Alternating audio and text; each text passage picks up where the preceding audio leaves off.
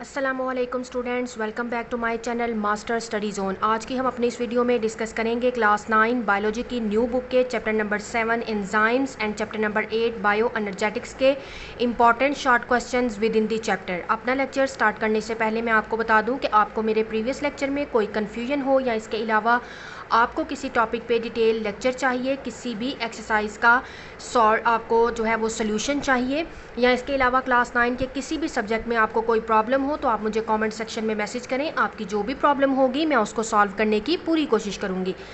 तो चलते हैं अपने लेक्चर की तरफ। तो चैप्टर नंबर 7 एंजाइम्स के इंपॉर्टेंट शॉर्ट क्वेश्चंस में फर्स्ट ऑफ ऑल आता है डिफाइन मेटाबॉलिज्म के मेटाबॉलिज्म क्या है। मेटाबॉलिज्म की आप डेफिनेशन लिखेंगे विद एग्जांपल्स, जो कि मैंने साथ में मेंशन कर दी है, ये आपने लिखनी है इसकी डेफिनेशन विद एग्जांपल्स। इसके अलावा इसमें शॉर्ट क्वेश्चन है difference between catabolism and next page पे है एनाबॉलिज्म। तो ये बहुत ज़्यादा इंपॉर्टेंट है शॉर्ट क्वेश्चन। जी स्टूडेंट, तो ये आपको स्क्रीन पे नज़र आ रहा है एनाबॉलिज्म। इसी तरह से आपने इसका डिफरेंस जो है वो लिख लेना है। इसके अलावा इसमें इंपॉर्टेंट है डिफाइन एंजाइम्स, तो आपने एंजाइम्स की डेफिनेशन लिखनी है। इसके अलावा स्टूडेंट यहाँ से इम्पॉर्टेंट है, ये लॉन्ग पूछा जा सकता है आपको 4 मार्क्स का या 5 मार्क्स का। राइट कैरेक्टरिस्टिक्स ऑफ एंजाइम, तो आपने एंजाइम की कैरेक्टरिस्टिक्स जो हैं वो यहाँ तक आप लोगों ने नेक्स्ट पेज तक जो है को फैक्टर ऑफ एंजाइम्स तक आपने इसकी जो है वो कैरेक्टरिस्टिक्स लिखनी है। नेक्स्ट इंपॉर्टेंट जो है वो शॉर्ट क्वेश्चन है व्हाट आर राइबोजाइम्स, तो आप ये डेफिनेशन लिखेंगे राइबोजाइम की, जो आपको ये इधर ब्लू बॉक्स में दी गई है। नेक्स्ट इस पेज में स्टूडेंट इंपॉर्टेंट शॉर्ट क्वेश्चन है what are cofactors, what is prosthetic group, या व्हाट आर कोएंजाइम्स या डिफाइन कोएंजाइम। तो ये तीनों जो है ये इंपॉर्टेंट शॉर्ट क्वेश्चंस हैं। ये आपके लॉन्ग में भी हो जाएंगे जब आप कैरेक्टरिस्टिक्स करेंगे एंजाइम्स की, लेकिन आपको ये शॉर्ट में भी इंपॉर्टेंट है, तो आपने ज़रा फोकस से इसको याद करना है। इसके अलावा आपको यूजेस पूछे जा सकते हैं एंजाइम्स के डिफरेंट इंडस्ट्रीज़ में, तो आपने ये यूजेस जो है इनको अपने शॉर्ट क्वेश्चन के तौर पर याद करना है। नेक्स्ट इस पेज में स्टूडेंट आप लोगों का जो है मैकेनिज्म ऑफ एंजाइम्स एक्शन, जिसमें 2 मैकेनिज्म आते हैं, लॉक एंड की model and induced fit model. तो ये बहुत ज़्यादा इंपॉर्टेंट है लॉन्ग क्वेश्चन के हवाले से। एंड नेक्स्ट वन जो टॉपिक है factor that affect the activity of enzyme, ये भी बहुत ज़्यादा इंपॉर्टेंट है लॉन्ग क्वेश्चन के हवाले से। लेकिन इसमें जो शॉर्ट आता है, जब आपने इसको एज अ लॉन्ग करना है तो आपके शॉर्ट खुद बहुत ही प्रिपेयर हो जाएंगे। लेकिन इसमें मैं आपको बता दूँ जो शॉर्ट आता है वो आता है व्हाट इज़ ऑप्टिमम टेम्परेचर, जो कि आपको डेफिनेशन के साथ इसकी एग्जाम्पल देनी होती है। नेक्स्ट वन इंपॉर्टेंट आपसे पूछा जा सकता है what is denaturation of enzyme, तो आपने ये डी नेचरेशन ऑफ एंजाइम की डेफिनेशन लिखनी है।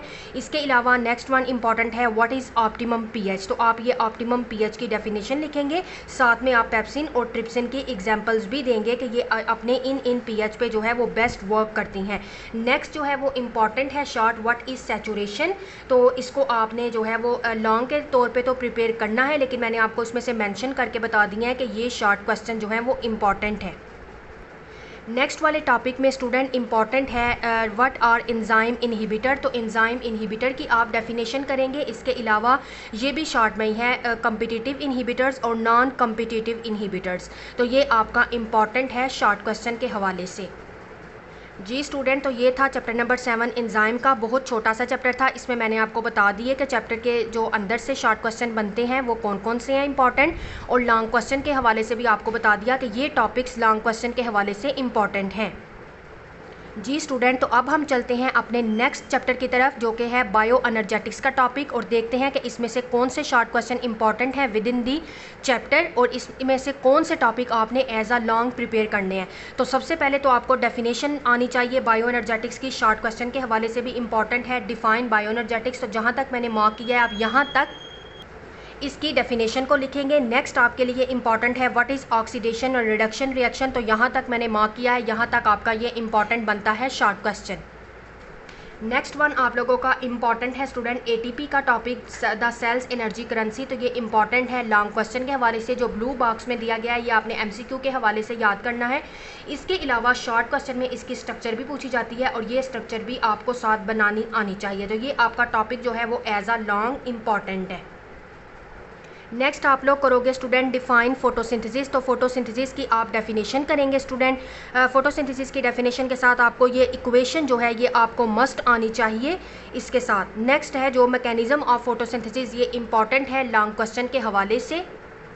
इसमें स्टूडेंट जो लाइट रिएक्शन है, लाइट रिएक्शन इंपॉर्टेंट है आपका लॉन्ग क्वेश्चन के हवाले से, तो आपने इसको बहुत अच्छी तरह से याद करना है। इसके अलावा इधर एक शॉर्ट क्वेश्चन मोस्टली पूछा जाता है कि इसको जी स्कीम क्यों कहते हैं। तो ये इसका जो मैकेनिज़्म है ना वो देखिए जी बना हुआ है, तो इस वजह से जो है इसको लाइट रिएक्शन को जो है वो जी स्कीम भी कहा जाता है, क्योंकि इसकी शेप जो है वो जी स्कीम जैसी है। तो ये एक एक्स्ट्रा इन्फॉर्मेशन है, एक्स्ट्रा शॉर्ट क्वेश्चन है, तो ये आपने ज़रूर जो है अच्छे से याद कर लेना है। जो ये इस पेज पे दिया गया है डार्क रिएक्शन, ये इतना इंपॉर्टेंट नहीं जितना लाइट रिएक्शन इंपॉर्टेंट है, लेकिन आप डार्क रिएक्शन को भी जो है वो एक दफ़ा गो थ्रू कर लें। नेक्स्ट वाले टॉपिक में आपके स्टूडेंट इंपॉर्टेंट जो क्वेश्चन है वो है व्हाट आर असेसरी पिगमेंट्स या डिफाइंड पिगमेंट्स, जो ब्लू बॉक्स में दिया गया है, तो ये आपका शॉर्ट क्वेश्चन के हवाले से इंपॉर्टेंट है। नेक्स्ट आपका जो टॉपिक है cellular respiration, what is cellular respiration या डिफाइन सेलुलर रेस्पिरेशन, तो ये इंपॉर्टेंट आपका शॉर्ट क्वेश्चन है। इसके अलावा जो नेक्स्ट है ये आप लोगों का इंपॉर्टेंट लॉन्ग क्वेश्चन है एरोबिक एंड एनएरोबिक रेस्पिरेशन। तो मेजोरिटी जो है वो पूछी जाती है एनएरोबिक रेस्पिरेशन यानी कि जो फर्मेंटेशन है, ये लॉन्ग क्वेश्चन आता है जिसमें आपने ये दोनों प्रोसेस भी या वेज भी साथ लिखने होते हैं, अल्कोहलिक फर्मेंटेशन भी और लैक्टिक एसिड फर्मेंटेशन, ये दोनों आपने जो है वो लिखने होते हैं। लेकिन ये जो है आप लोगों का एरोबिक रेस्पिरेशन और एनारोबिक रेस्पिरेशन में डिफरेंस, ये आप लोगों का शॉर्ट क्वेश्चन के हवाले से बहुत ज़्यादा इंपॉर्टेंट है। नेक्स्ट है जो राइट इंपॉर्टेंस ऑफ फर्मेंटेशन, ये आपने शॉर्ट क्वेश्चन के तौर पे भी याद करनी है, और इसमें आपने ये भी शॉर्ट याद करना है व्हाट आर एनारोब्स, तो ये भी आपने याद कर लेना है विद एग्जांपल। जो नीचे स्केलेटल मसल्स की उन्होंने दी है, इसकी एग्जांपल के साथ आपने इसको याद कर लेना है। जी स्टूडेंट, नेक्स्ट आप लोगों के ये टेबल दिए हुए हैं, तो ये जो आप लोगों को टेबल दिए हैं ना, ये आपने ये वाला जो आपका टेबल है ये तो इम्पॉर्टेंट है आपका लॉन्ग क्वेश्चन जो कि एक्सरसाइज में पूछा गया है। डिफरेंस है फोटोसिंथेसिस और रेस्पिरेशन का, तो ये आपने ज़रूर याद कर लेना है बहुत अच्छी तरह से। और ये आप लोगों का इस पेज पे जो उन्होंने जो रेस्पिरेटरी एनर्जी एटीपी है वो किधर किधर इस्तेमाल होती है वो बताया, तो ये आपका एज अ शॉर्ट बहुत ज़्यादा इंपॉर्टेंट है। रही बात इस टेबल की difference between aerobic and anaerobic respiration, तो ये आपने पीछे भी याद किया है, डिफरेंस भी याद किया, लेकिन इसके साथ साथ आप इसको गो थ्रू कर लें एमसीक्यू के हवाले से, क्योंकि इधर उन्होंने बताया कि एरोबिक रेस्पिरेशन में कितने number of ATP net profit निकलती है और एन एरोबिक में कितनी निकलती है। तो ये आप लोगों ने जो है वो एमसीक्यू के हवाले से इस टेबल को याद कर लेना है। जी स्टूडेंट, नेक्स्ट आप लोगों का चैप्टर है चैप्टर नंबर 9 प्लांट फिजियोलॉजी। इसको हमने डिटेल के साथ डिस्कस किया। इसकी डिटेल जो लेक्चर है वो मेरे यूट्यूब चैनल पे अपलोड है। आपको कोई कन्फ्यूजन हो किसी टॉपिक में तो आप मेरे यूट्यूब चैनल को विजिट करें। इसके अलावा इसकी जो एक्सरसाइज है उसका सोल्यूशन भी मेरे यूट्यूब चैनल पर उसकी वीडियो भी अपलोड है।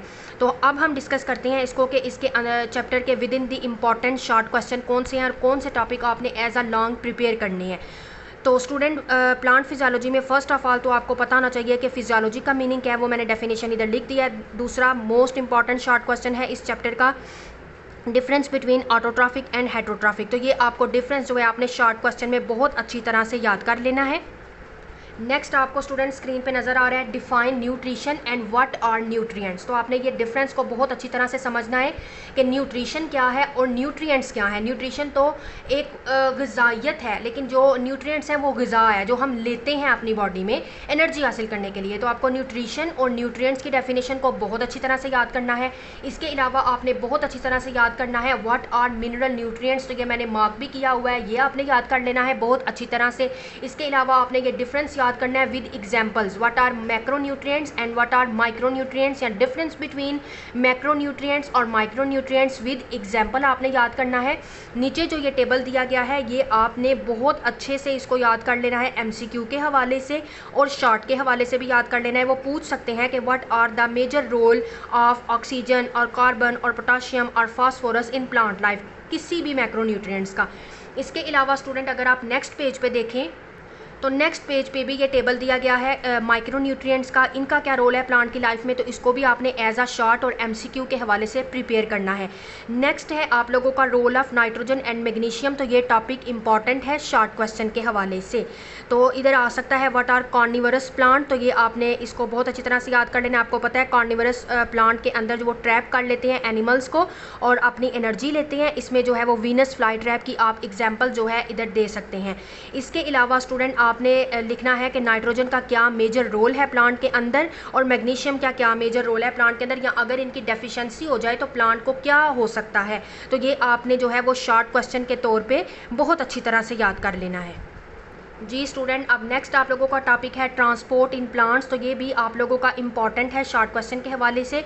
इसमें डिफरेंस पूछा जा सकता है जाइलम का जो है वो क्या रोल है प्लांट के अंदर और फ्लोएम का क्या रोल है प्लांट के अंदर। तो जाइलम रिस्पॉन्सिबल है वाटर की ट्रांसपोर्ट करने के लिए, फ्लोएम इंपॉर्टेंट है फूड की ट्रांसपोर्ट करने के लिए। इसके अलावा इस पेज में से बहुत ज़्यादा इंपॉर्टेंट है पैसिव ट्रांसपोर्ट क्या है, एक्टिव ट्रांसपोर्ट क्या है और ऑस्मोसिस क्या है। तो ये तीनों को आपने डेफिनेशन को बहुत अच्छी तरह से याद कर लेना है। नेक्स्ट आप लोगों का इस पेज पे जो टॉपिक है internal structure of root and uptake of water and salt. तो ये बहुत ज़्यादा इंपॉर्टेंट है आपका ये topic as a long question.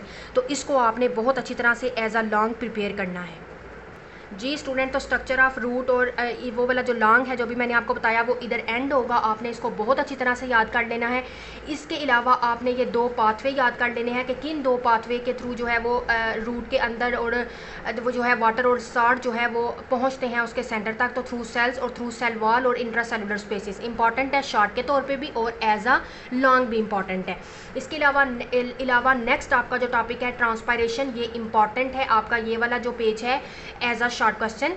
Define transpiration, तो आपने ट्रांसपायरेशन की डेफिनेशन करनी है और उसके 3 मेथड्स बताने हैं कि जो है वो किन किन जो है वो मेथड्स के थ्रू ट्रांसपायरेशन होती है। तो एक तो स्टोमेटा के थ्रू होती है, एक लेंटिसेल्स के थ्रू होती है, ये आपने बताना है।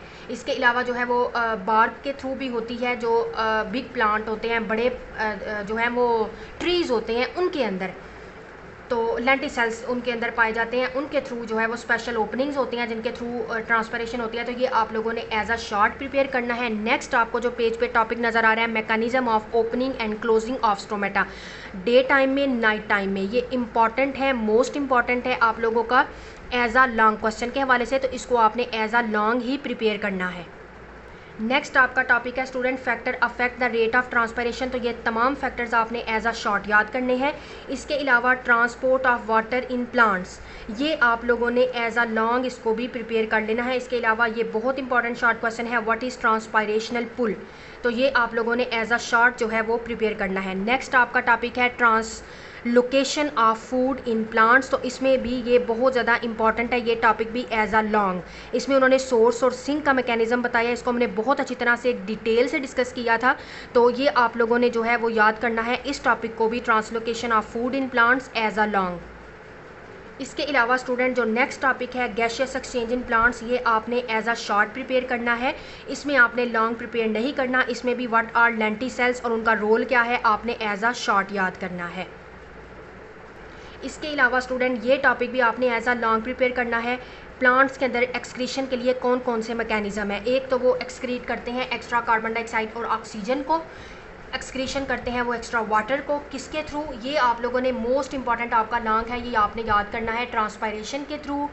नेक्स्ट पेज पे है गुटेशन के थ्रू, ये आप लोगों ने एज अ लॉन्ग प्रिपेयर करना है। और ये शॉर्ट भी बहुत ज़्यादा इंपॉर्टेंट है, डिफाइन ट्रांसपायरेशन या फिर डिफाइन गुटेशन, तो ये आप लोगों ने मस्ट जो है इसको याद करना है शॉर्ट के तौर पे भी और एज अ लॉन्ग भी। नेक्स्ट आप लोगों का टॉपिक है excretion of other metabolic waste, तो ये इंपॉर्टेंट है शॉर्ट क्वेश्चन के हवाले से।